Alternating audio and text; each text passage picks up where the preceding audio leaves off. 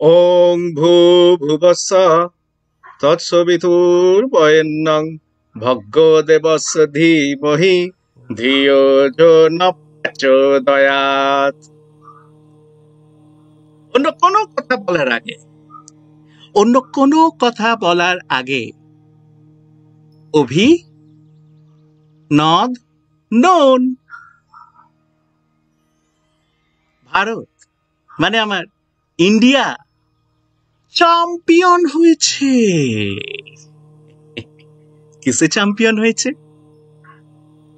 প্রতিদিন নতুন করে কতজন করোনা আক্রান্ত হচ্ছে সেই সংখ্যায়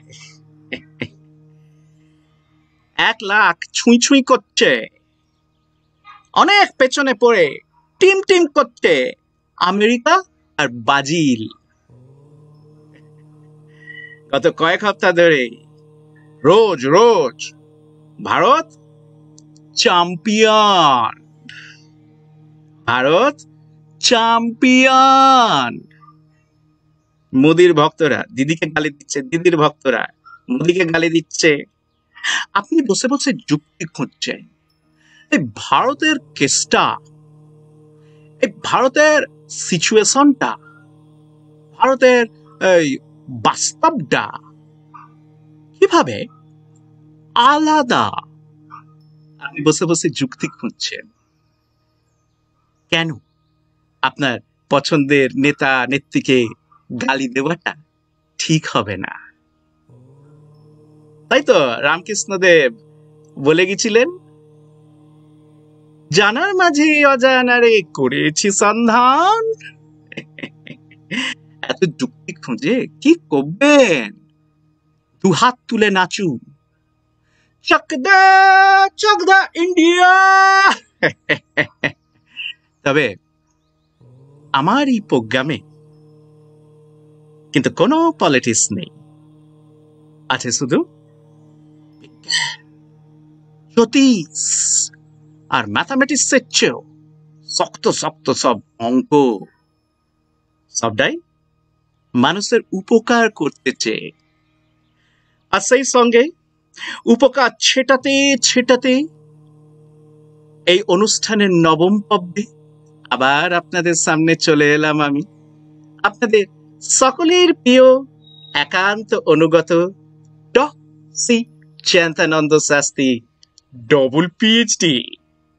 কিন্তু সবকিছুর আগে কাকু কাকিমা জেঠু জেঠিমা পিসিমা পিসিমশাই মামা মামিমা মাসিমা মেসমশাইরা আমার সশ্রদ্ধ প্রণাম নেবেন। ছোট ছোট ভাই বোনেরা আর ভাইপো ভাইজিরা নিয়ে আমার বুক ভরা ভালোবাসা। আপনাদের সবার সকল সমস্যার সুষ্ঠু সমাধান করতে জুম থেকে ফেসবুক লাইভ হয়ে হাতে হাতে আপনাদের শোবার ঘরে, রান্নাঘরে, বসার ঘরে, বাথরুমে, পায়খানায় সর্বত্র পৌঁছে যাচ্ছে আপনাদের এই শাস্তিজি। আপনারা কি করবেন? স্ক্রিনের তলায় যে নাম্বারটা সুসু সুসু করে সরে সরে যাচ্ছে, সুসু সুসুর করে সরে সরে যাচ্ছে, হ্যাঁ, এখানে কল করবেন। এই প্রবর্তক নাট্য দলের ছেলেমেয়েরা ফোন ধরবে, ওরা বলে দেবে কি করতে হবে। ব্যাপারটা খুব সহজ, ওরা আপনার জুমকে আমার জুমে লাগিয়ে দেবে। আপনি আমার সঙ্গে কথা বলবেন ইলেকট্রিক, প্রোটিন আর নিউটন থেকে ব্রহ্মাণ্ড পর্যন্ত সবাই ফেসবুক লাইভে আপনাকে দেখবে আর শুনবে। গত রবিবার ফেসবুক লাইভে যখন অনুষ্ঠানটা শেষ করেছিলাম, দর্শক সংখ্যা ছিল 25 কোটি। ভূত আর বিদেশি দেখতে সবাই ফটাফট চলে এসেছিল। আর আজ শুরুতেই দর্শক সংখ্যা হলো 40 কোটি। গত রবিবার ফেসবুক লাইভে একজন জিজ্ঞেস করেছিল, চৈয়ের ভূতের সঙ্গে আপনি আবার দেখা করতে চাইবেন? এই প্রশ্নের উত্তরটা খুব সহজ ছিল, তাই সেখানেই দিয়ে দিয়েছি। তাই আজ আর কোনো উত্তর দেবার নেই। সুতরাং সরাসরি জুমে চলে যাব, আমি কানেক্ট করি। আপনারা ততক্ষণ আমার সিভিটা একটু দেখুন।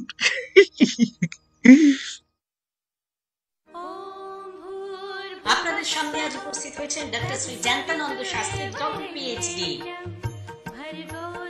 রামকৃষ্ণের পথ অনুসরণ করে, বিবেকানন্দের পথ অনুসরণ করে, কবিগুরু রবীন্দ্রনাথ ঠাকুরের পথ অনুসরণ করে আজ ভারতে এসেছেন doctor Shri Jayantananda Shastri double PhD. Doctor Shri Jayantananda Shastri লাদাখে সেনাবাহিনীর উদ্দেশ্যে ভাষণ দিচ্ছেন। ডক্টর শ্রী জয়ন্তানন্দ শাস্ত্রী ডোনাল্ড ট্রাম্পের সঙ্গে doctor Shri Jayantananda Shastri double PhD UN থেকে ডবল পিএইচডি উপাধি নিচ্ছেন doctor Shri Jayantananda Shastri. Mister universe doctor Shri Jayantananda Shastri double PhD. Miss universe, বহুবার মিস ইউনিভার্স হয়েছেন doctor Shri Jayantananda Shastri double PhD. বহুবার যোগাযোগ করুন এই নম্বরে 9674777297। আজ যোগাযোগ করুন। করোনার প্রকোপ থেকে বাঁচতে, পুরুষকে জব্দ করতে, বৌমাকে জব্দ করতে, শাশুড়িকে জব্দ করতে, ভাড়াটাকে জব্দ করতে, বাড়িওয়ালাকে জব্দ করতে, স্বামীকে বশ করতে, চাকরি পেতে, পরীক্ষায় পাশ করতে, প্রেমে সফল হতে, নির্বাচনে জয়ী হতে, অর্শভবনদার শীঘ্রপতন, ধ্বজাভঙ্গ, স্বেচ্ছা ছাড়াতে একমাত্র নির্ভরযোগ্য সমাধান doctor Shri Jayantananda Shastri double PhD. ভারতের বাইরে আন্তর্জাতিক খ্যাতি সম্পন্ন বিলাস বিনোদ ডবল পিএইচডি মহাজ্যোতিষে বিশেষ অফার। 3 দিনের মধ্যে কনসালটেশন করলে যাবতীয় গ্রহরত্নের দামের উপর 50% ছাড়। Doctor Shri Jayantananda Shastri double PhD. জাতীয়তাবাদী, প্রকৃত অর্থে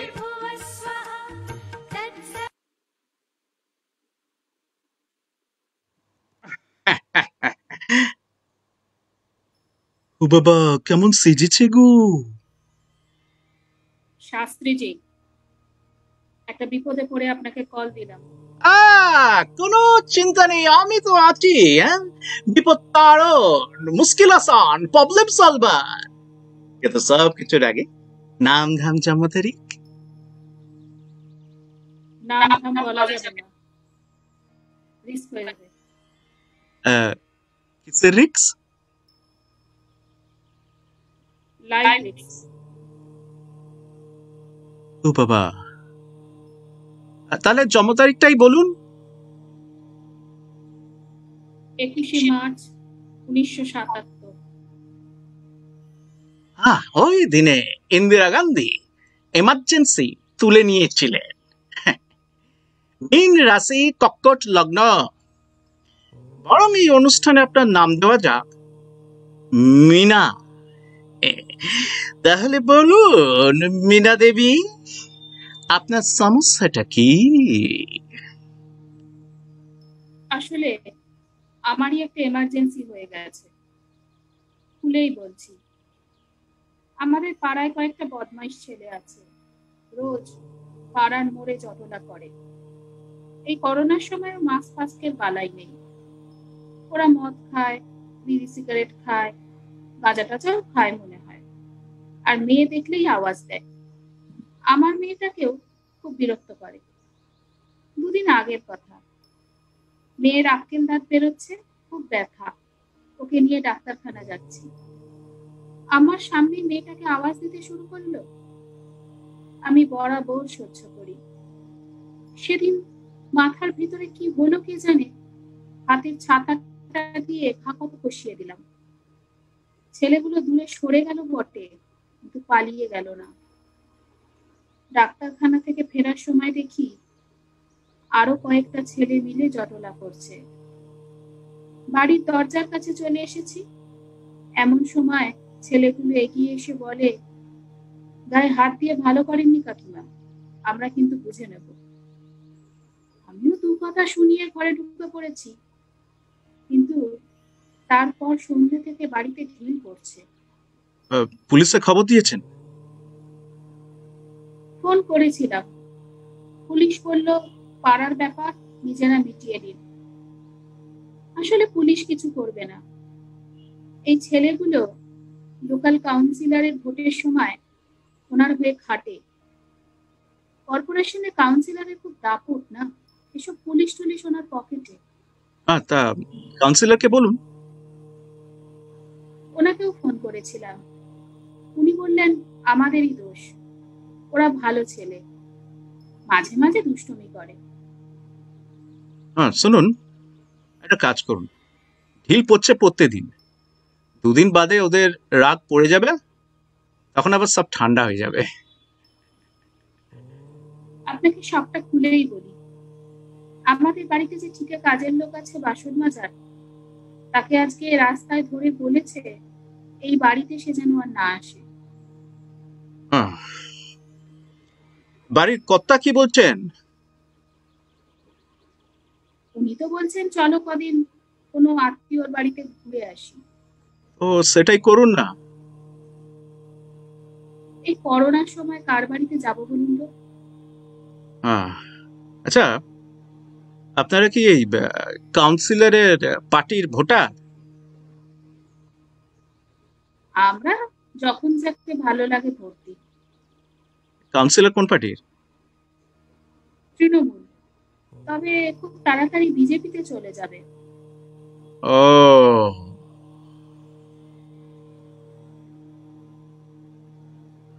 আসলে কদিনে দফায় দফায় ঘটনাটা বেশ বেড়েছে। ওই ছেলেগুলো প্রায়ই দরজা ধাক্কা দিচ্ছে আর আমার মেয়ের নাম ধরে চিৎকার করছে, আজে বাজে কথা বলছে, কানে শোনা যায় না। আমরা এতটাই ভয়ে আছি যে সকলে ছদ্মবেশ ধরেছি। যদি দরজা ভেঙে ওরা ঢুকেও পড়ে, আমরা বলবো আমরা ওরা নয়, আমরা অন্যরা। তার সঙ্গে তার সঙ্গে কি? আজকে ও যখন অফিসে বেরোচ্ছিল তখন ওকে ইচ্ছা করে ধাক্কা মেরেছে, পড়তে পড়তে বেঁচে গেছে। আজকে আর অফিস যায়নি, কিন্তু মনে হচ্ছে। কি কি মনে হচ্ছে? আজকে পাড়ার মোড়ে ছেলেগুলো আবার জড়ো হয়েছে, মনে হয় মদ খাচ্ছে, খুব গন্ধ আসছে। একটু আগে একটা ছেলে দরজা চাপড়ে বলে গেল, আজ রাতে আসছি, মেয়েকে তৈরি রাখিস। আজকে রাতটা কি করে কাটাবো বুঝতে পারছি না। আহ, উনি কি করেন? তো উনি চাকরি, ব্যাংকে কেরানির কাজ। হ্যাঁ, বাড়িতে কিছু নগদ টাকা কড়ি রয়েছে? 1010 কাছে। বুধবার দিন এটিএম থেকে 12,000 তুলে এনেছিল। হ্যাঁ, শুনুন দিদি ভাই, উদ্যোগ আর নক্ষত্রের সাপোর্ট, প্রথমে উদ্যোগ।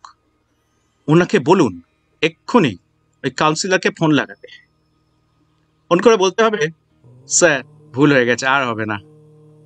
সেই সঙ্গে বলতে হবে ওই ছেলেগুলোকে খুশি করবার জন্য আপনারা কিছু খরচা করতে রাজি আছেন। উনি শুরু করবেন 50,000 দিয়ে, বলবেন ঠিক আছে, 10,000 টাকা আজকেই পাঠিয়ে দেবেন, কাউন্সিলর লোক পাঠাবে, তার হাতে দেবেন, আর বাকি 40,000 জমানো টাকা থেকে তুলে কালই দিয়ে দেবেন। এই জমানো টাকা আছে তো? আছে, দিয়ে দেবেন। দিয়ে দেব। তবে তবে কি? খারাপ লাগছে শাস্ত্রীজি, আমি তো কোনো অন্যায় করিনি। মেয়ের সম্মান বাঁচানোর জন্য যা উচিত তাই করেছি। আপনি বলুন। শুনুন, এই খারাপ লাগাটা কিছুদিন বাদে আস্তে আস্তে ঝিমিয়ে যাবে, সংসারে এত ব্যস্ততা।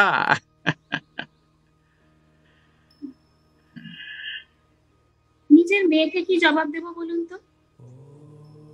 যদি বলি ভুল করেছি, তাহলে তাকেই তো অসম্মান করা হয়, তাই না? দেখুন দিদি ভাই, খারাপ লাগছে বুঝতে পারছি, যেটা করা দরকার, যেটা করলে ভালো লাগবে, সেটা করতে গেলে অনেক হক লাগে, পারবেন? দেখুন শাস্ত্রীজি, লাঠি সোঁটা নিয়ে মারদাঙ্গা তো করতে পারবো না। যদি না না, সেসব কিছু করতে হবে না। একটা অন্য রকমের কাজ আছে, কিন্তু কাজটা বেআইনি। আইন যদি নিজের কাজ না করে তাহলে বেআইনি কাজ তো করতেই হবে। এই কাজটা একটু লম্বা সময় ধরে চলবে। করব। শুনুন, ওই ছেলেগুলো আর কাউন্সিলরের আতা পাতা সব খোঁজ নিন, আর লোকাল থানায় যারা পুলিশগিরি করতে এসেছে তাদেরও আতা পাতা সব খোঁজ নিন। সরকারের কাছে যেমন সবার বেটাডেস থাকে, তেমনি আপনার কাছেও এদের সবার বেটাডেস রাখুন। ওরা কোথায় থাকে, কি করে, কখন কোথায় যায়, ওদের বাড়িতে কে কে আছে, তারা কি করে, কখন কোথায় যায়, সমস্ত একটা হিসেবের খাতায় নাম ধরে ধরে লিখে রাখুন। সেই সঙ্গে কবে কোথায় কোন বেআইনি কাজ করে এরা পার পেয়ে গেছে, কবে কোথায় কোন বেআইনি কাজ করতে চলেছে, সে সবও লিখে রাখুন। পারবেন? আমি একা কি পারবো? আপনি তো একা নন, আপনার মতন অনেকে আছে, অনেক মানুষই আপনার মতো অবস্থায় রয়েছে। পথে ঘাটে, বাড়িতে বাড়িতে, অলিতে গলিতে সব আপনার মতোই চুপ করে বসে ছটফট করে যাচ্ছে। এদিক সেদিক লোকজনের সঙ্গে নানা রকম গপগাছা করুন, হদিস পেয়ে যাবেন। তারপর সবাই মিলে চুপচাপ দল পাকান, দল। তারপর সবাই মিলে সেই হিসেবের খাতা ভরান। কিন্তু হিসেবের খাতাটা নিয়ে কি করব? সেটাই তো আসল কাজ। ঘুরিয়ে ফিরিয়ে সবাই ওদেরকে বেনামে চিঠি লিখবেন। কিরকম চিঠি? ভয় চিঠি, ভয় ভয়। গুন্ডা পুলিশ আর নেতা মন্ত্রীরা মিলে মানুষের গলা টিপে ধরেছে, দম বন্ধ করে রেখেছে। এবার তাদেরকে এইভাবে ধরুন। এই গুন্ডা পুলিশ নেতা মন্ত্রীরা, এদেরও কাচ্চা বাচ্চা আছে, এরাও সংসারী মানুষ, এরাও মানুষ। হ্যাঁ, নেতা মন্ত্রীদের চিঠি লিখুন, তোর ছেলেটা কলেজ থেকে রোজ ফেরার সময় মেট্রো রেলের প্ল্যাটফর্মের একদম ধারে দাঁড়িয়ে থাকে, ওকে বাঁচা। পুলিশকে চিঠি লিখুন, তোর মেয়েটাকে পুলিশ কোয়ার্টারের বাইরে পাঠাবি না, স্কুল থেকে ফেরার পথে তুলে নেব। চিঠি এসব করতে পারবো না। না না, আপনাকে এসব করতে হবে না, আপনাকে এসব কিছুই করতে হবে না। আপনি খালি ভয় দেখাবেন, ভয় ভয়। হ্যাঁ, ওরা বুঝে যাবে যে কিছু হচ্ছে না। হ্যাঁ, কিন্তু ভয়টা থেকে যাবে, ভয় যাবে না। কালো নোটের থোক গুনতে গুনতে নেতা মন্ত্রীরা আনমনা হয়ে পড়বে, লরি থেকে টাকা নিতে গিয়ে পুলিশের হাত কেঁপে যাবে, রাতের ঘুম চলে যাবে, নিঃশ্বাস প্রশ্বাস অন্যরকম হয়ে যাবে, খিদে তেষ্টা কিচ্ছু থাকবে না, মাঝে মাঝে ঘাম ছুটবে। ছেলেমেয়েরা যতক্ষণ বাড়ি না ফিরছে খিদে তেষ্টা পাবেই না। বুঝলেন? ভয়ঙ্কর। হ্যাঁ, পাবলিক এরকম ভয়ঙ্কর অবস্থায় রয়েছে। এবার ওরাও একটু চেখে দেখুক ভয় কেমন লাগে। কিন্তু ধরা পড়ে গেলে? তখন অন্য একটা খেলা। ওই হিসেবের খাতায় তো ওদের কালো ধান্দার কথা সব লেখা আছে। হ্যাঁ, ধরা পড়ে গেলে বলবেন, গায়ে একটা আঁচ পড়লে, গায়ে একটা আঁচ পড়লে সব হিসেব মিডিয়াকে দিয়ে দেব। মিডিয়া ওসব হিসেব নেবে? শুনুন দিদি ভাই, এরা সব চুনোপুঁটি, এই চুনোপুটিদের কীর্তির কথা মিডিয়া মাঝে মাঝে কাগজে ছাপে, নিউজে বলে। এই চুনোপুটিদের এত পয়সাও নেই যে এরা মিডিয়াকে কিনে রেখে দেবে। কিন্তু রাঘব বোয়ালরা এদেরকে দিয়েই পাড়ায় পাড়ায় ভোট করায়। এদের থেকে কাটমানির ভাগ নিয়েই রাঘব বোয়ালরা ফুলে ফেঁপে ওঠে। চুনোপুটিদের খবর মিডিয়া নেবে নেবে। তাহলে এখন এই মুহূর্তে কাউন্সিলরকে আগে ফোনটা লাগান, আগে আজকের দিনটা বাঁচুন, তারপর আস্তে আস্তে যুদ্ধটা শুরু করবেন। এই যুদ্ধে লাভ হবে তো বলুন? হবে হবে হবে। এতদিন ওরা একতরফা ভয় দেখিয়ে এসেছে, এবার উল্টে ওরা ভয় পেতে শুরু করলে দেখবেন অনেকেই সুসুর করে পথে ফিরছে। এবার নক্ষত্রের সাপোর্ট। বলুন কি করতে হবে? শুনুন, যখন কাউকে চিঠি পাঠাবেন তাকে চিঠি লেখার আগে তার নামটা উচ্চারণ করবেন। তারপর এই মন্ত্রটা 108 বার বলবেন। ওং ক্রিং ওং ক্রিং হুং ক্রিং হুং ক্রিং হুং ক্রিং সব্বসত্ত স্তম্ভনে ঘোর কালিকাওই ফট। আর বলবো না, মনে রাখতে হবে। এই মন্ত্র বলা হয়ে গেলে তারপর চিঠিটা লিখতে বসবেন। আপনার সন্তানরা, আপনার শত্রুদের সন্তানরা, সব সন্তানরাই দুধে ভাতে থাকবে। ছোট ছোট ছেলে মেয়েদের কোনো ক্ষতি হবে না। কিন্তু যে আদ্দামরা লোকগুলো দিনের পর দিন অপরাধ করে চলেছে, তারা এবার ভয় পাবে।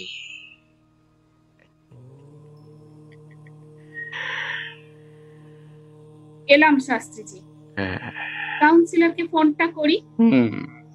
1 মাসের মধ্যেই ওকে চিঠি পাঠানোর বন্দোবস্ত করছি। তারপর এই পুলিশগুলোকে, তারপর এই লুম্পেন গুলোকে। আসুন ভাই, এবার পরে কলে যাব। কিন্তু মাসিমারা, কতদিন একতরফা ভয় পাবেন? একবার উল্টে ভয় দেখাতে শুরু করুন না, দেখবেন কুত্তাগুলো ল্যাজ তুলে পালাচ্ছে। আপনারা ওই বিজ্ঞাপনটা আরেকবার দেখুন, আমি ততক্ষণ একবার জানিনি তো। আপনাদের সামনে আজ উপস্থিত হয়েছেন doctor Shri Jayantananda Shastri, double PhD.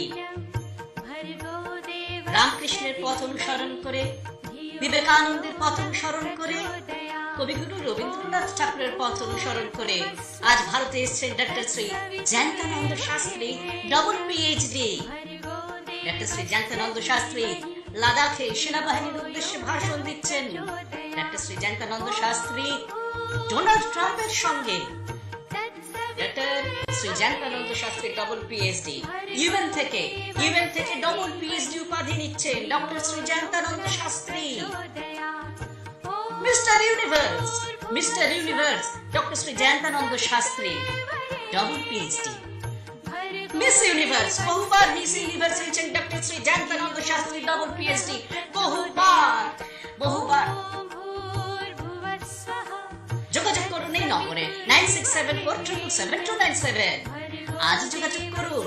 করোনার প্রকোপ থেকে বাঁচতে, পুরুষকে জব্দ করতে, বৌমাকে জব্দ করতে, শাশুড়িকে জব্দ করতে, ভাড়াটাকে জব্দ করতে, বাড়িওয়ালাকে জব্দ করতে, স্বামীকে বশ করতে, চাকরি পেতে, পরীক্ষায় পাশ করতে, প্রেমে সফল হতে, নির্বাচনে জয়ী হতে, অর্শক ভবনদার শীঘ্র পতন, ধ্বজাভঙ্গ, শেখসার ছাড়াতে একমাত্র নির্ভরযোগ্য সমাধান doctor Shri Jayantananda Shastri, double PhD. ভারতের বাইরে আন্তর্জাতিক খ্যাতি সম্পন্ন বিলাস বিনোদ ডবল পিএইচডি মহাজ্যোতিষী। বিশেষ অফার, 3 দিনের মধ্যে কনসালটেশন করলে যাবতীয় গ্রহরত্নের দামের উপর 50% ছাড়। Doctor Shri Jayantananda Shastri, double PhD. Double PhD, জাতীয়তাবাদী প্রকৃত অর্থে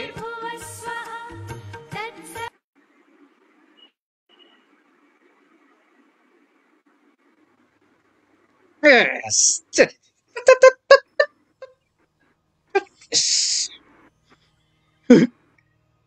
হ্যাঁ বলুন দিদি ভাই। প্রণাম নেবেন শাস্ত্রীজি। আশীর্বাদ আশীর্বাদ। নাম ধাম জন্ম তারিখ? আমি কাঁচরাপাড়া থেকে অনুরাধা শিকদার বলছি। হ্যাঁ। জন্ম 6ই ডিসেম্বর 1992। কি গো, কি দিনে জন্মেছো? ওই দিনে তো বাবরি মসজিদ ভাঙা হয়েছিল। হ্যাঁ, মাকে পরে বলেছিলাম আর একটা দিন অপেক্ষা করতে, কি হয়েছিল। মা বলল আমি নাকি সে গুঁতো মেরে বেরিয়ে এসেছি। আসলে তখন তো এত কিছু বুঝতাম না। না না, তোমার কোনো দোষ নেই। তা তোমার সমস্যাটা বলো। আমার অনেক সমস্যা। হ্যাঁ, তা সবচেয়ে বড় দুটো সমস্যা বলো, দেখি কি করা যায়। সবচেয়ে বড় সমস্যাটা যে কোনটা সেটা ঠিক বুঝে উঠতে পারছি না। তাহলে ওই যে কোনো দুটো সমস্যা বলো। কোন দুটো সমস্যা বলি বলুন তো? কোনটা যে বলবো আর কোনটা যে বলবো না বুঝে ওঠা খুব শক্ত। শোনো, তুমি না একটা কাজ করো, ঠিক আছে? তুমি একদিন আমার চেম্বারে এসো, হ্যাঁ, তখন ভাবনা চিন্তা করে আসবে। আমি এখন বরং অন্য কাউকে কলে ধরি। হ্যাঁ হ্যাঁ হ্যাঁ হ্যাঁ। বুঝতে পেরেছি, আপনিও আমাকে অপছন্দ করছেন। সে আবার কি কথা?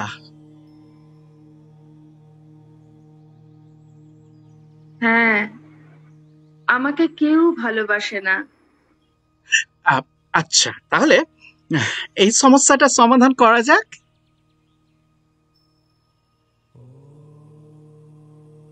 কিন্তু এর চেয়েও বড় একটা সমস্যা আছে। তাহলে সেটাই বলো।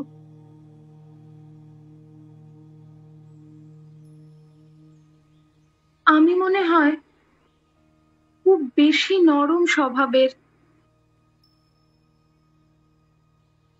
আমি কি সব সময় অন্যকে খুশি করে চলার চেষ্টা করি? আমার কি নিজস্বতা বলতে কিছুই নেই? আপনার কি মনে হয়? দেখো, মানে আমি তো তোমাকে সেভাবে চিনি না। আমি খুব সহজেই সবাইকে বিশ্বাস করে ফেলি। এটা ভালো না খারাপ? না, মানে সবকিছুর মধ্যেই একটা ব্যালেন্স রেখে চলা ভালো।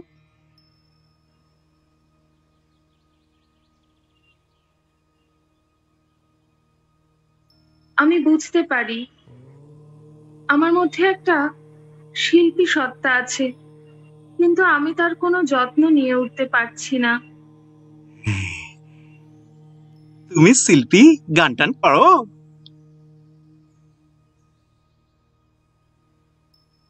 না, আমি কিছুই করি না। শোনো, তোমার বাড়িতে কে কে আছে?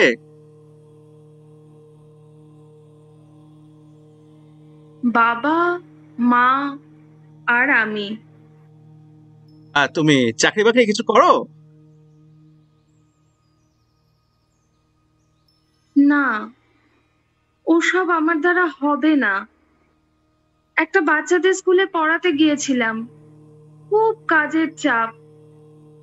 তার উপর হেডমিস্ট্রেসের বিহেভিয়ার সাংঘাতিক খারাপ। ছেড়ে দিয়েছি। এই বাড়ি থেকে বাড়ি থেকে তোমাকে বিয়ে দিয়ে দিচ্ছে না কেন?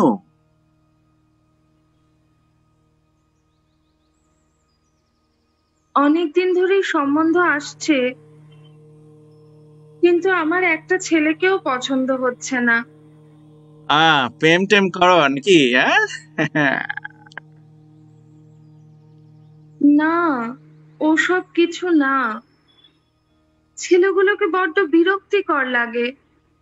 আসলে প্রকৃত নিঃস্বার্থ ভালোবাসা এ পৃথিবীতে কেউ বোঝে না।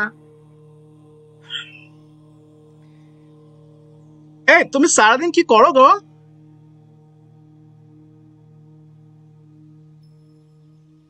সকালে ঘুম থেকে উঠি, ব্রাশ করি, ব্রেকফাস্ট করি, তারপর মোবাইলে কিছুক্ষণ সিনেমা দেখি বা গান শুনি, তারপর চান করি, ভাত খাই, দুপুরে একটু ঘুমোই, বিকেলে সভাতে যাই, রাতে ফিরে ডিনার করি, তারপর আবার একটু সিনেমা দেখি, ঘুম এসে গেলে ঘুমিয়ে পড়ি। এই সভাটা কি বললে? আর তুমি কোনো সভা সমিতি করো? হ্যাঁ, আমাদের একটা সংগঠন আছে, কুমারী সভা। আমরা রোজ সেখানে ধ্যান করি, মন্ত্র পাঠ করি। মন্তর? কিসের মন্তর? নানা রকম, বেদ থেকে, গীতা থেকে। এই মন্ত্রগুলো নিজেকে শান্ত সংহত করে রাখতে, নিজের মধ্যে প্রকৃতিকে জাগ্রত করতে, পরম ব্রহ্মের অংশ হিসেবে নিজেকে প্রস্ফুটিত করে তোলার জন্য। এই মন্ত্রগুলো পাঠের মধ্যে দিয়ে সমস্ত পজিটিভ এনার্জি গুলোকে নিজের মধ্যে কনসেন্ট্রেট করে নিয়ে আসা হয়। এই শোনো, পজিটিভ এনার্জি আর নেগেটিভ এনার্জি নিয়ে একমাত্র বিশ্বাসযোগ্য কারবার একমাত্র আমি করি। এই বাকি সব সব ভাওতা রে ভাওতা। তাই করোনার সময় তো ওই সভা চলছে। কিছুদিন বন্ধ ছিল, জুলাই মাস থেকে আবার চালু হয়ে গেছে। আচ্ছা, এই তোমার বাবা মা কি করেন গো? বাবা পিডব্লিউডি তে আছেন, মা পিডব্লিউসি তে। এই শোনো, তোমরা তিনজনে মিলে না কোথাও একটা বেড়াতে যাও, বেড়াতে। এই কেদারবদ্দি, বানারস, দেওঘর, এই শান্তিনিকেতন বাদ দিয়ে যেখানে খুশি একটু বেরিয়ে এসো। আমরা কখনো কোথাও বেড়াতে যাইনি, বাবা মায়ের একসঙ্গে সময় হয় না। তোমার কোনো বন্ধু বান্ধব নেই? সেভাবে কেউ নেই। ছেলেবেলায় একটা মেয়ে বন্ধু ছিল, কিন্তু এখন তার বিয়ে হয়ে গেছে। রোজ হাগা হয়। ওটা একটা বড় সমস্যা। আমার প্রতিদিন পায়খানা হয় না, 2-3 দিন অন্তর, কোনো বা 1 সপ্তাহ বাদে। অথচ আমি ভেজিটেরিয়ান, প্রচুর ফলমূল শাকসবজি খাই। পেটে হাওয়া হয়। ভীষণ। মাঝে মাঝে সবাই মন্ত্রপাঠের সময় হাওয়া ঠেলে ঠুলে বেরিয়ে আসে। কি এম্বারাসিং লাগে, কি বলবো। তোমার কোনো ব্যারাম আছে?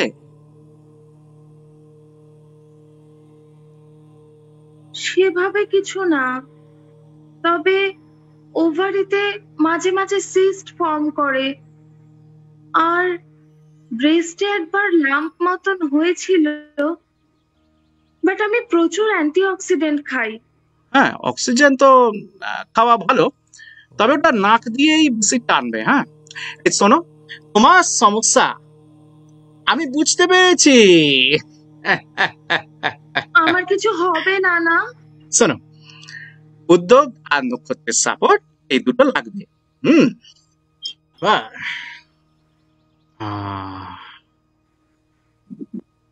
উদ্যোগ বাদ দিয়ে শুধু নক্ষত্রের সাপোর্ট দিলে হয় না? এই উদ্যোগ কি নিতে পারবো? চেষ্টা করে দেখো। হ্যাঁ, উদ্যোগ বাদ দিলে নক্ষত্রের সাপোর্ট কাজ করবে কি করে?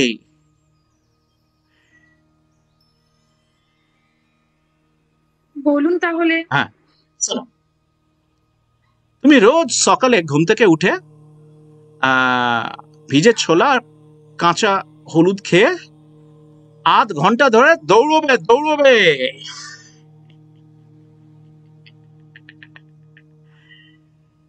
এরপর দিন, এটা আমার দ্বারা হবে না। একবার ট্রাই করেছিলাম, 3 দিন পরে আর টানতে পারিনি। শোনো, রোজ বিকেলে জিমে যাবি। সেটাও চেষ্টা করেছিলাম, 1 সপ্তাহ পরে আর পারলাম না। শোনো, তুমি না রোজ রাতে পর্নোগ্রাফি দেখো।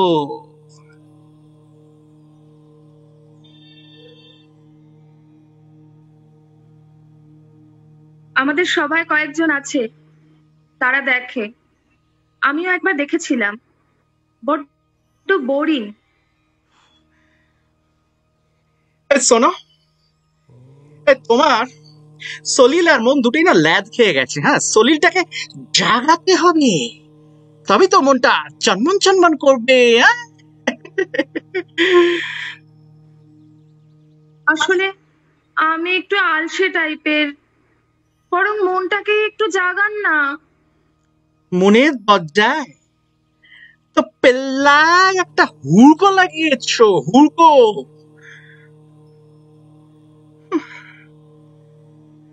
সত্যি আমার যে কি হবে। আরে তুমি নিজে থেকে কিছু না হওয়ালে কি করে কি হবে? আমি বুঝতে পারছি আমার খুব খারাপ কন্ডিশন। এই শোনো, তুমি না রোজ ভিটামিন ট্যাবলেট খাও। হ্যাঁ, ওষুধ খেতেও তো ভুলে যাই। এই আমি কি করতে পারি বলো তো? কিছু একটা নক্ষত্রের সাপোর্ট দিয়ে দিন না। উদ্যোগ না নিলে নক্ষত্রের সাপোর্ট কাজ করবে কি করে?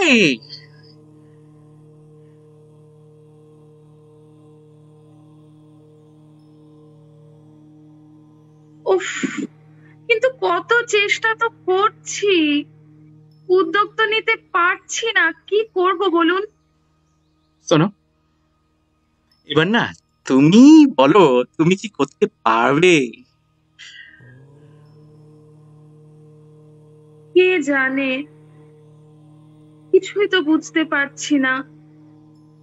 কিন্তু আমি বুঝতে পারছি আমার ভেতরে একটা নরম সুন্দর শিল্পিত সত্তা যন্ত্রণায় ছটফট করে মরছে। কিন্তু আমার উদ্ধার পাওয়ার সব রাস্তা যে বন্ধ। শোনো, তুমি মনের ডাক্তারের কাছে যাও, মনের ডাক্তার। গিয়েছিলাম, কি সব ওষুধ দিল, কদিন খেলাম, খুব ঘুম পেত। 15 দিন বাদে আবার যাওয়ার কথা ছিল, আর যাওয়া হয়ে ওঠেনি। আচ্ছা, আমি পাগল হয়ে যাচ্ছি না?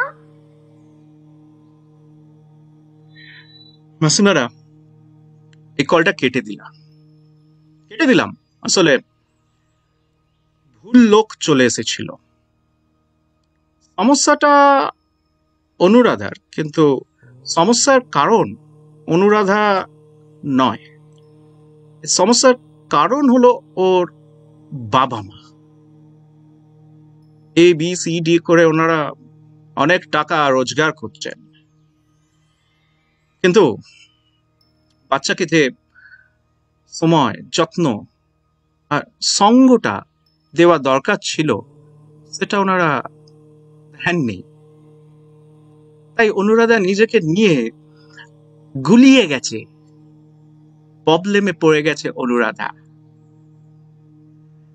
বাচ্চাকে হাত ধরে দুনিয়াটা চেনাতে হয়, সেখানে চলতে শেখাতে হয়, নিজেকে বুঝতে শেখাতে হয়, ভালো ভালো কাজে বাচ্চার ঝোঁক, ভালো লাগা এসব তৈরি করতে হয়। তারপর হাত ধরে বাচ্চাকে সেদিকে এগিয়ে দিতে হয়। ওনারা এসব কিছুই করেননি। বাচ্চার জন্ম দিয়েছেন, খেতে পড়তে দিয়েছেন, খেলনাপাতি দিয়েছেন, স্কুলে কলেজে পাঠিয়েছেন, চুনুমুনু করে মাঝে মাঝে আদরও করেছেন বোধহয়, কিন্তু বাচ্চাকে বড় করে তোলেননি। ওনারা যে ইচ্ছে করে বাচ্চাকে অবহেলা করেছেন তা হয়তো নয়, আসলে ওনারা হয়তো জানেনই না কি করা উচিত ছিল, এখন কি করা উচিত। হ্যাঁ, বাপমা তো সবাই হতে পারে, সেই জিনিসগুলো সবারই আছে, কিন্তু বাচ্চাকে ঠিক করে বড় করতে গেলে, তাকে একটা সুস্থ জীবন দিতে গেলে যা যা করা দরকার তা অনেক বাবা মাই জানে না। সেই জন্য ঘরে ঘরে আজ এমন সব বাচ্চা তৈরি হচ্ছে যাদের অনেক প্রবলেম, হয়তো অনুরাধার মতো প্রবলেম নয়, কিন্তু অন্যরকম সব প্রবলেম নিয়ে তারা বেড়ে উঠছে। তাই অনুরাধার সমস্যার সমাধান ওর বাবা মাই করতে পারবেন, আমি পারবো না। ছোটবেলা থেকে বড় হয়ে ওঠার মধ্যে যে খামতি থেকে গেছে, আমি হাজার গ্রহ নক্ষত্র দিয়েও সেটা শোধরাতে পারবো না। রামকৃষ্ণদেব বলে গেছিলেন, চোখের নজর কমলে আর কাজল দিয়ে কি হবে। তাহলে মাসিমা মেসোমশাইরা, আবার সামনে রবিবার আসছি ঠিক রাত 8টার সময়। আজ শুরুতে ফেসবুক লাইভের দর্শক সংখ্যা ছিল 40 কোটি, আর এখন এই মুহূর্তে দর্শক সংখ্যা 55 কোটি। অনেকে অনেক প্রশ্ন করেছে। একজন জিজ্ঞেস করছে,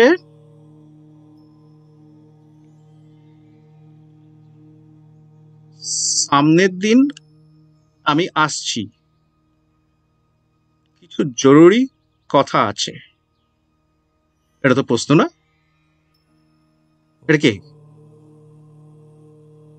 নাম লিখেছে QWERTY, এটা তো সালে উচ্চারণও করা যাবে না। তাহলে সামনের রবিবার দেখা যাবে। তাহলে সামনের রবিবার আবার আসছি, ততক্ষণ জয় গুরু। আহা, মাসিমারা ভুলে যাবেন না, বাচ্চাদের ঠিক মতো যত্ন নিয়ে বড় করবেন। সলিল মন আর মেরুদণ্ড, নিজেদেরটা সোজা রাখবেন আর বাচ্চাদেরকেও সোজা রাখতে শেখাবেন। জয়ন্তানন্দের কথা শুনবেন, সুখে থাকবেন, শান্তিতে থাকবেন।